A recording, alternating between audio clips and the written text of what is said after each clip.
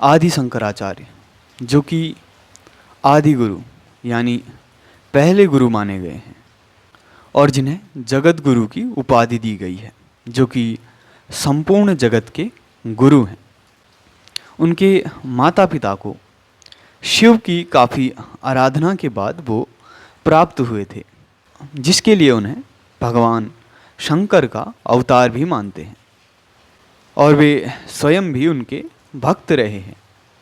और वो भक्ति और प्रेम कैसा, जिसकी गहराई में एक रूपता ना हो। आपने एक कहावत सुनी होगी कि संत की गति अनंत, जो कि ऐसे ही कार्यों को देखकर बनाई गई है।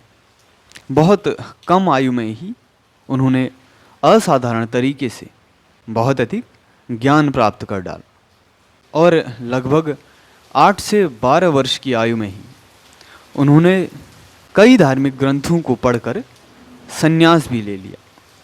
उन्होंने भारत के चारों कोनों का भ्रमण कर चारों दिशाओं में पूर्व, पश्चिम, उत्तर और दक्षिण में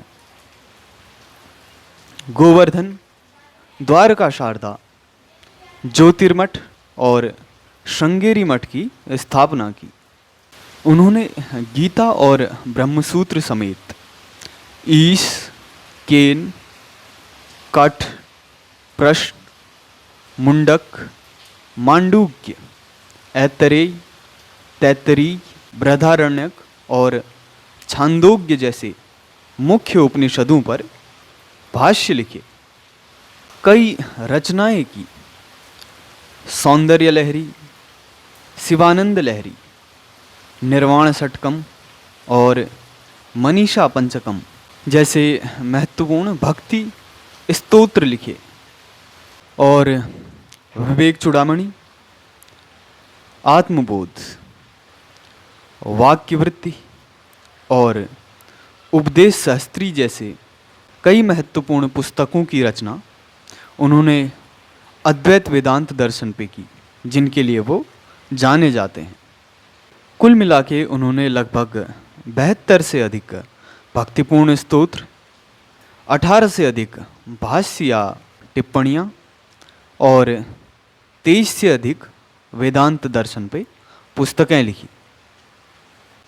उस समय धार्मिक ज्ञान और व्यवस्था पतन की ओर थी, चाहे वो बाहरी आक्रमणकारियों की वजह से हो या आंतरिक मतभेद और धर्म के नाम पे कुरीति और पाखंड या अंधविश्वास और ढोंग हो।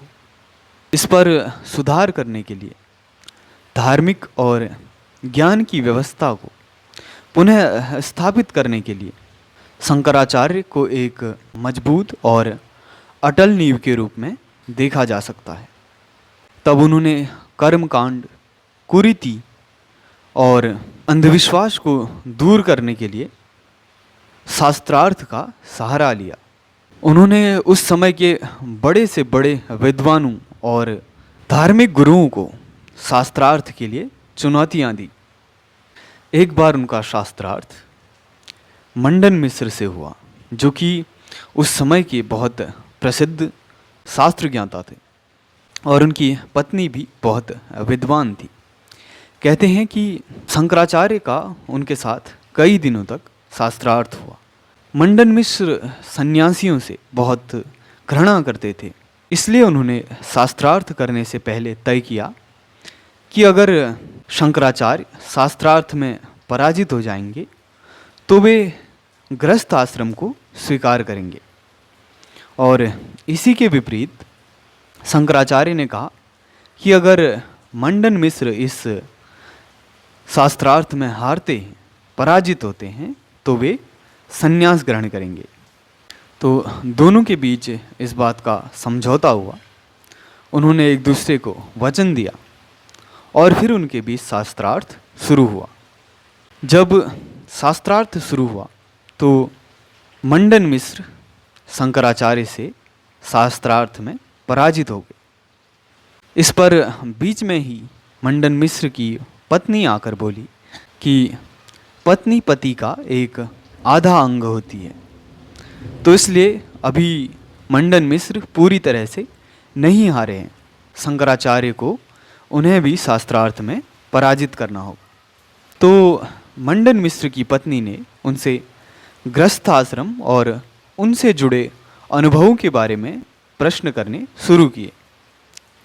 जबकि शंकराचार्य को गृहस्थाश्रम से जुड़ी चीज़ों का ज्ञान नहीं था, तो इसलिए शंकराचार्य ने उनसे कुछ समय मांगा। और इसी बीच उन्होंने ध्यान से और एक किंवदंती के अनुसार उन्होंने परकाया सिद्धि से, यानी कि दूसरे के शरीर से जुड़कर उसके अनुभव प्राप्त कर लेना, इस सिद्धि से उन्होंने गृहस्थ आश्रम के अनुभवों को भी जाना, उनका ज्ञान अर्जित किया और पुनः शास्त्रार्थ किया और मंडन मिश्र और उनकी पत्नी दोनों को शास्त्रार्थ में पराजित किया।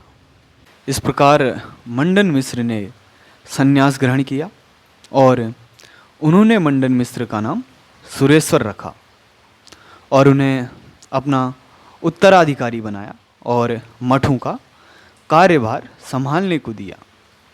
इसी प्रकार से शंकराचार्य ने कई विद्वानों को, कई धार्मिक गुरुओं को शास्त्रार्थ में पराजित किया, जिसकी वजह से लगभग सभी ज्ञानियों ने उन्हें अपना गुरु माना और उन्हें विश्व गुरु की उपाधि दी। और उनका नाम, दर्शन और ज्ञान गतिमान रहता है और उनकी रचनाएं और स्तोत्र उनके गहरे अनुभव से निकली हैं। उन्होंने जब एक मृत शव से रोती हुई स्त्री को देखा तो उनके अंदर से मातृवंदना स्तोत्र के रूप में निकली। जब उन्होंने एक अभद्र और मलिन दिखाई देने वाले व्यक्ति को देखा तो उनमें भी उन्होंने शिव का ही रूप देखा और वे उनके चरणों में गिर पड़े, जिससे मिलती जुलती उनकी एक रचना है निर्वाण षटकम, जिसमें उन्होंने लिखा है कि मैं न तो पाप हूँ, न पुण्य हूँ, न सुख और न दुख, न मंत्र, न वेद, न तीर्थ। मैं शुद्ध चैतन्य रूपी आत्मा शिव हूँ। और वे अद्वैत वेदांत दर्शन के लिए जाने जाते हैं, जो सिखाता है ब्रह्म सत्यम जगन मिथ्या जीवो ब्रह्मो ना परः, कि ब्रह्म ही एकमात्र सत्य है, उसके अलावा जो कुछ भी है वो सब मिथ्या है, झूठ है, और जीव भी ब्रह्म ही है, जीव ब्रह्म से अलग नहीं है, जीव ब्रह्म का ही सगुण रूप है। और अद्वैत का मतलब ये होता है कि दो नहीं, चाहे बूंद हो, बारिश हो, जलाशय, नदी और समुद्र हो, सब एक ही है, सब जल है। जो भी दो है असत्य है, सत्य मात्र एक ही है।